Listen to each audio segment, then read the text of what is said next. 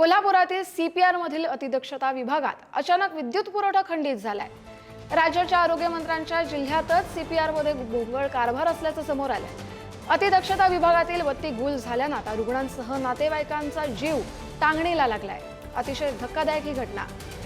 शेखर पाटील आपले प्रतिनिधी आपल्यासोबत जोडले गेलेत। शेखर, काय ही परिस्थिती? आपण जर बघितलं तर कोल्हापुरातील सीपीआर रुग्णालयामधल्या अतिदक्षता विभागातली ही सगळी दृश्य आहेत। खरं तर या सगळ्या दृश्यांमध्ये आपल्याला पाहायला मिळत असतील अनेक रुग्ण जे आहेत ते त्या ठिकाणी त्यांच्यावर उपचार सुरू आहेत। काही डॉक्टर येऊन त्या ठिकाणी काही प्रयत्न देखील करताना पाहायला मिळतात। मात्र दुसरीकडे या महत्वाच्या विभागातील लाईटच खरं तर ही गेल्यामुळं ही सगळी परिस्थिती उद्भवल्याचं पाहायला मिळतं। एकीकडे आपल्याला माहित आहे की कोल्हापुरात दोन आरोग्याच्या संदर्भातले महत्वाचे मंत्री कोल्हापुरात आहेत। एक तर आरोग्य मंत्री आहेत, दुसरीकडे वैद्यकीय शिक्षण मंत्री देखील कोल्हापूरचे आहेत। मात्र त्याच मंत्र्यांच्या खरं तर जिल्ह्यांमधली ही एका रुग्णालयाची अवस्था त्या ठिकाणी पाहायला मिळते।